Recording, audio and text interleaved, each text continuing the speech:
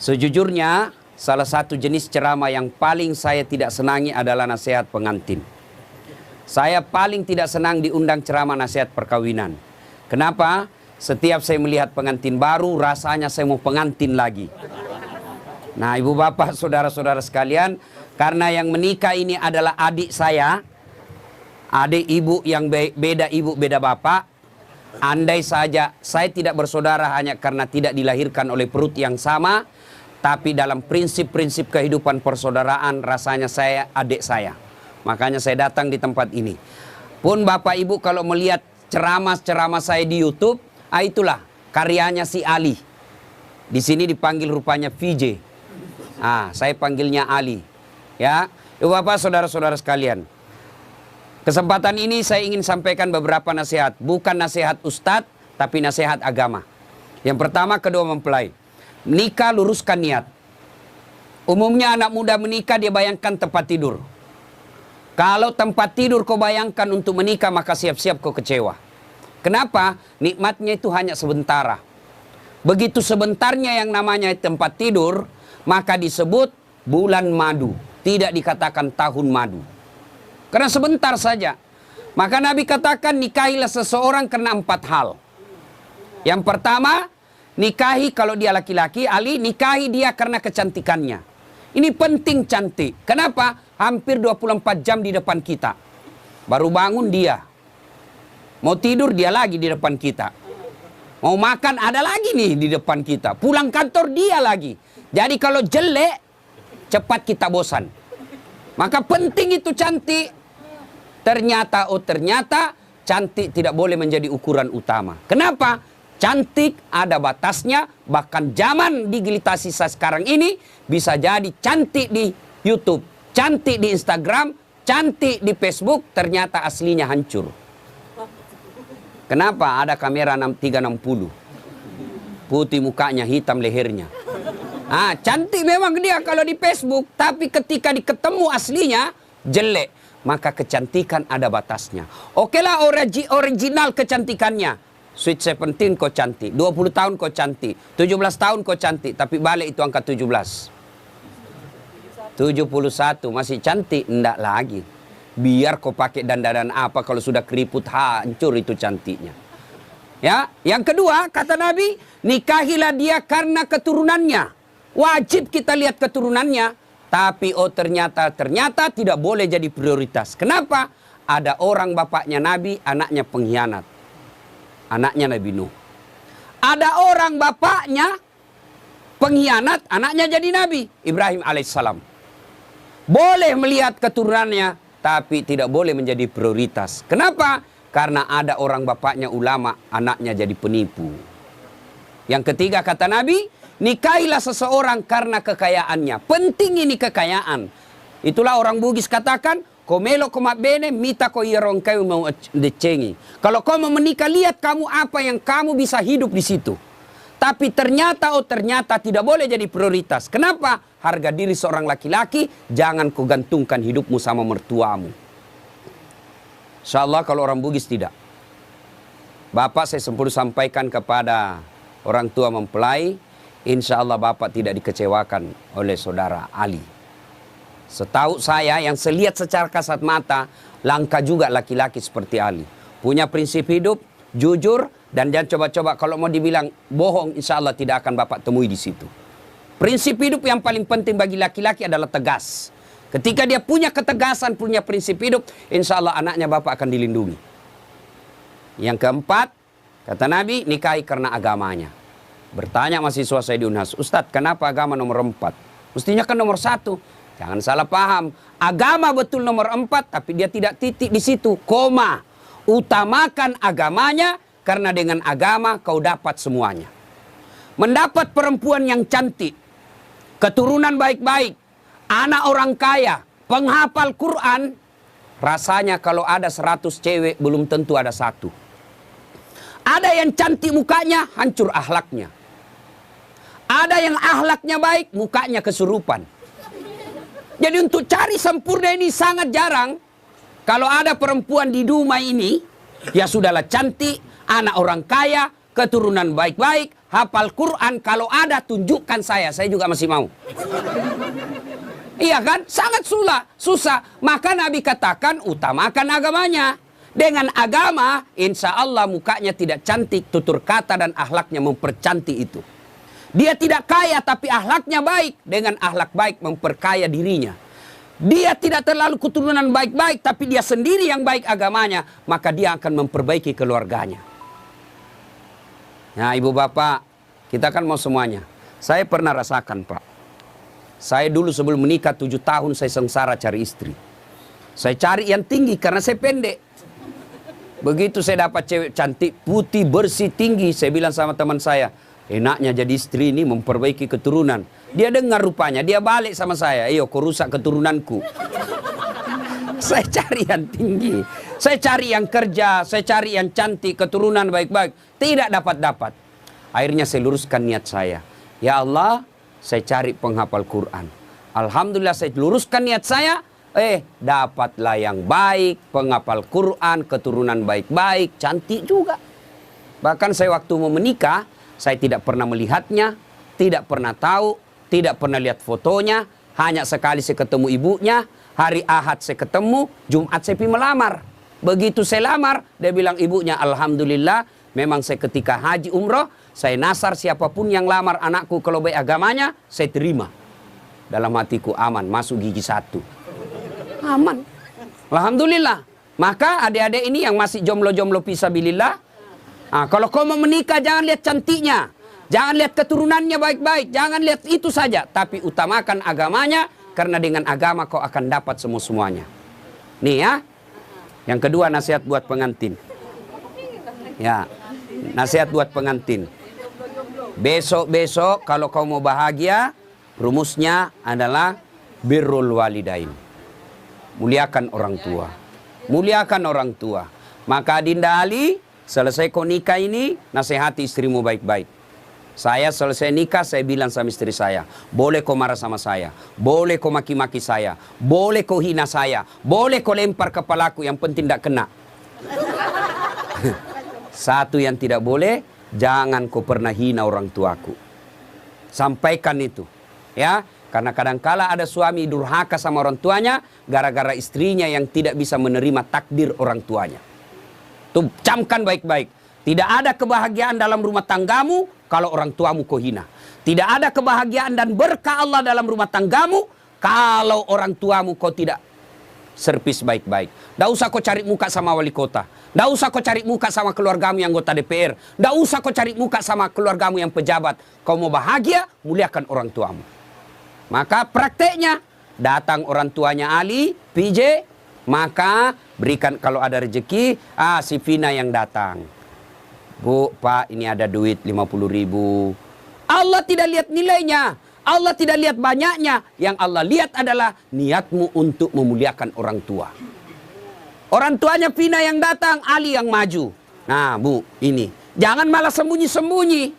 Datang orang tuanya Ali, Ali kasih mamanya, mak jangan kasih istriku. Sudah salah itu. Ya, maka muliakan orang tuamu. Insya Allah, ridallah fi ridal walidain, suktillah fi suktil walidain. Ridanya Allah tergantung ridanya kedua orang tua, murkanya Allah tergantung murkanya kedua orang tua. Ingat, ya. Buat Vina. Mungkin pernah baca kisahnya sahabat Nabi. Pergi suaminya perang. Dipesan sama suaminya, jangan pernah kau keluar rumah sebelum saya pulang dari perang. Pergi suaminya. Ternyata orang tuanya sakit. Datang tetangganya. Bu, kau datanglah lihat orang tuamu sakit itu ibumu. Suami saya pergi perang. Dipesan tidak boleh pulang. Tidak boleh keluar sebelum pulang. Sudah. Datang lagi sakaratil maut. Datang lagi panggil. Bu, kau pergi lihat orang tuamu. Sudah sakaratil maut. Suami saya belum pulang. Datang lagi ketika meninggal. Kau datanglah terakhir kalinya. Ibumu sudah meninggal. Mohon maaf, suami saya belum pulang. Marahlah utusan ini, lapor kepada Nabi. Ya Rasulullah, tetangga saya keterlaluan. Mulai sakit, sakaratil maut. Sampai meninggal ibunya, dia tidak datang besuk orang tuanya. Kata Nabi, kurang ajar. Betul itu anak. Kenapa bisa begitu? Katanya dipesan sama suaminya yang lagi pergi perang. Jangan keluar rumah sebelum pulang dari medan perang. Mendengar ini, apakah Nabi marah? Subhanallah, Nabi justru menjelaskan, Alhamdulillah diampuni dosa ibu yang meninggal karena punya anak yang taat terhadap perintah suaminya. Ibu-ibu, prestasi ibu bukan jadi anggota DPR. Prestasi ibu bukan jadi pejabat. Prestasi ibu ada pada suami. Fungsi utama suami bukan cari nafkah. Fungsi utama suami bagi seorang istri mencari ridhanya. Kalau ridhanya suami kau dapat, kau akan gampang masuk pintu surga. Kan perempuan itu gampang sekali masuk surga. 4 saja syaratnya. 1, sholat. 2, puasa Ramadan. 3, jaga harga diri dan keluargamu. 4, patuhi perintah suamimu. Kalau ini 4 kau lakukan, kata Nabi, tuh 7 pintu surga, tadkhulul jannati bisalam. Kau masuk pintu surga dari mana arah saja. Kan banyak orang sukses di kantor, hebat kerjanya, banyak duitnya, tapi nalantarkan kewajiban suaminya kepada suaminya, maka demi Allah, kata Nabi, jangankan masuk surga perempuan seperti itu, baunya surga kau tidak dapat. Maka Devina, mulai hari ini kewajibanmu memuliakan suamimu. Kemana orang tua? Orang tua ketika sudah bertentangan dengan perintah suami, maka lebih utama mengikuti perintah suami. Kenapa? Karena sudah diserahkan ijab kabul. Bapak tadi lihat itu ijab kabul, namanya penyerahan. Ibaratnya, nah Ali, ini mobil saya kasih kau. Silakan kau pakai semau-maumu. Tapi dengan catatan jangan langgar agama. Selama tidak melanggar agama, kau boleh apakan saja di mobil. Besok-besok ternyata mau diambil mobilnya, tidak boleh lagi. Kenapa? Sudah diserahkan. Kecuali si Ali yang kembalikan itu mobil kepada orang tuanya. Nah, itu ya, lebih utama memuliakan suami. Tapi insya Allah tidak akan pernah terjadi misalnya Vina mau kali saya mau pulang dulu tengok orang tua saya. Tidak mungkin. Tidak usah kau pergi. Tidak mungkin. Tidak mungkin. Selama itu tidak bertentangan agama, insya Allah tidak akan diberatkan. Ibu bapak, saudara-saudara sekalian, ini banyak yang saya mau sampaikan tapi waktu yang terbatas ya. Ini nasihat buat pengantin. Sekarang nasihat buat kita ini yang datang. 1, biasanya kalau ada acara pengantin begini, banyak yang pulang bawa dosa. Kenapa pulang bawa dosa? Datang mencela acaranya orang. Sampai kue-kuenya pun dicela. Kayak basi. Padahal membungkus. Ini ibu-ibu Columbus. Tahu Columbus? Kelompok ibu-ibu pembungkus. Tidak boleh ibu bungkus itu makanan kalau ada seperti ini ya. Meskipun ibu saudara sama yang punya cara, besok kita lihat. Tidak boleh ibu. Biasa hilang piring, hilang sendok. Dia bawa dengan piring-piringnya. Itu haram itu ibu. Ibu sama bawa makanan haram ke rumah sama daging babi kau bawa untuk anakmu. Tidak boleh ngambil tanpa izin. Meskipun keluarga kita yang pengantin. Yang kedua, biasanya kalau ada pengantin, banyak yang ibu-ibu tidak sholat. Coba kita lihat besok. Gara-gara apa? Make up. Dia kira tembok mukanya coklat, biru, abu-abu, krem. Wah, Masya Allah. Apalagi penyebab ibu banyak tidak sholat. Gara-gara jilbab. Jilbab sakaratil maut. Coklat, biru, abu-abu, kuning, dikasih miring lagi sedikit. Ada kayak pohon-pohon di belakangnya. La haula wala quwwata illa billah. Dia bilang suaminya, kau pergi sholat. Saya kasih habis duit saya 50 juta untuk umrah. Kau pulang umrah tidak sholat. Apa kata istrinya? Kau sadar Pak? Saya sadar, saya suruh kau sholat. Pergi sholat. Dia bilang istrinya, ini kau lihat jilbabku 2 jam dipakai ini. Jangan sampai ada seperti itu besok. Bagaimana pengantin mau berkah acaranya kalau lebih banyak tamunya tidak sholat daripada yang sholat. Yang ketiga, biasanya acara pengantin seperti besok, banyak praktek mubasir. Ya, terutama air gelas. Terus saya lihat belum habis, nyucuk lagi gelas yang lain. Ya, jangan habiskan dulu. Itu uang semua yang punya acara. Hanya 1 iris kau bisa makan telur, jangan ambil yang banyak. Ambil 1 tusuk dia bisa makan sate, dia ambil 3 tusuk. 2 tusuk jadi sisa, itu mubasir, uangnya orang sia-sia.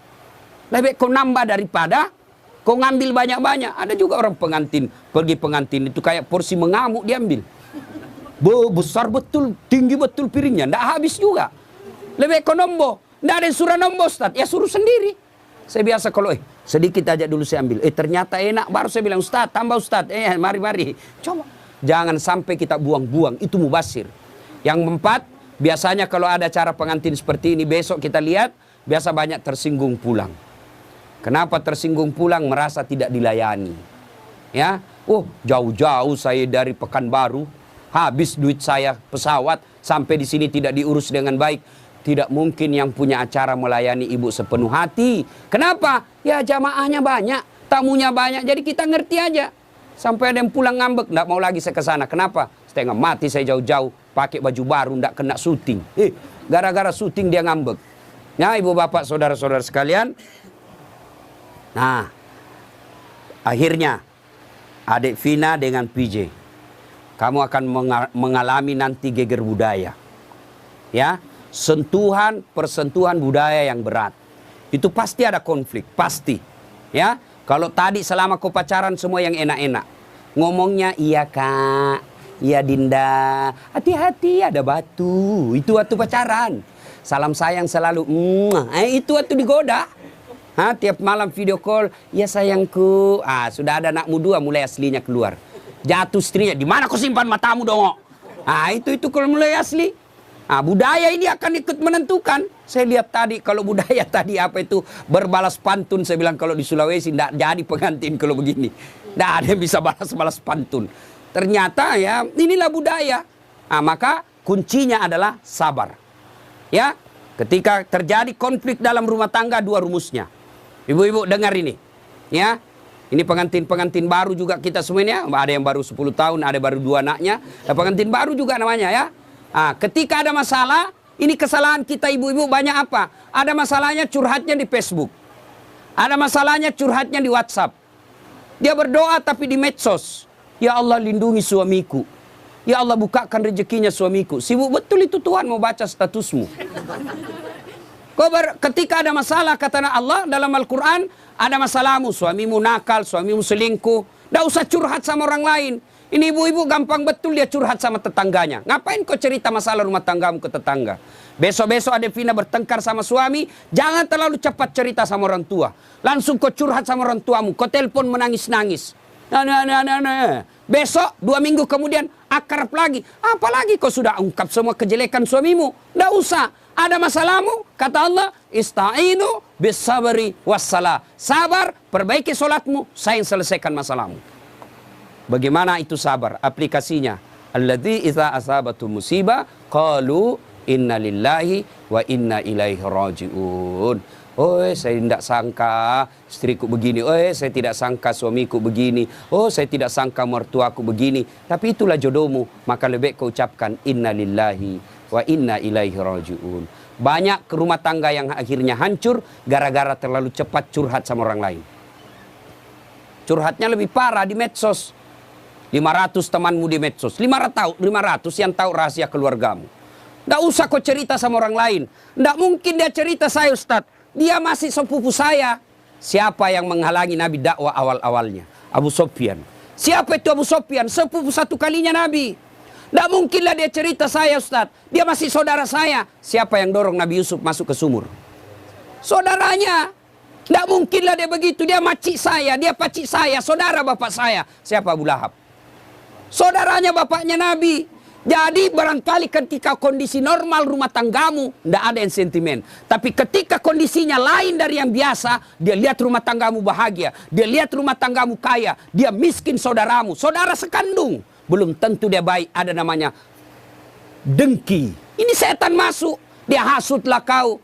Ketika situasinya lagi labil emosimu, kau tidak stabil marahmu, datang saudaramu belum tentu niatnya baik, dia mau sama nasibnya sama kamu, susah juga rumah tanggamu, maka dia hasut kau yang tidak benar. Maka ada masalahmu jangan curhat sama manusia, tidak usah, lebih kau curhat kepada Allah, bangun sholat tengah malam, ngadu kepada Allah. Termasuk ibu-ibu nih, yang sudah mulai tua, muka-muka sakaratil maut, suami mulai lain-lain, tidak usah kau curhat sama orang lain, curhat kepada Allah. Ya Allah, Engkau yang memelihara suami saya. Ya Allah, lindungi suami saya. Ya Allah, bahagiakan rumah tangga saya. Allah sudah janji, ud'uni astajib lakum. Minta kau sama saya, pasti saya kasih. Itu janji Allah. Ya, maka ibu-ibu, saya yakin di sini semua punya adakah rumah tangga yang tidak ada masalahnya? Kira-kira ada rumah tangga yang tidak ada masalahnya? Tidak mungkin. Jangankan manusia biasa, Nabi saja ada masalahnya. Dalam rumah tangga, dalam struktur keluarga, Nabi diusir. Diusir dari Mekah kan, hijrah ke Madinah. Siapa yang usir? Bukan orang lain. Siapa? Pamannya sendiri. Dalam ekonomi, apa Nabi kaya? Tidak, Khadijah tadinya kaya, miskin setelah bersuamikan Rasulullah. Sampai dijelaskan pernah 3 hari 3 malam tidak makan. Itu Nabi. Dalam kesetiaan rumah tangga, Nabi pernah diuji dengan kesabarannya. Dengan cara apa? Aisyah difitnah selingkuh. Itu Nabi, apalagi kita. Ada yang bilang sama Ustaz, hebat betul rumah tangganya. Kenapa? Bahagianya rumah tangganya. Kenapa kau tahu? Itu foto-fotonya di Facebook, romantisnya. Ya itu foto di Facebook berapa menit kita bisa bikin. Bodoh itu namanya kalau bertengkar dia share di Facebook. Beleng-beleng namanya itu. Tak mungkin lah, semua yang baik-baik. Maka begitu ada masalah, ista'inu bis-sabri was-shalah. Sabar saja. Yang kedua, perbaiki sholat. Nah, ini sholat yang jadi masalah. Ya, apalagi kalau pengantin baru. Subuh terutama. Allah kasih toleransi. Tapi sekarang sudah modern, Pak. Ada air hangat, ada air sudah tidak seperti pengantin baru dulu kan. Rumah tidak ada kamarnya. Tamu 1 minggu baru pulang.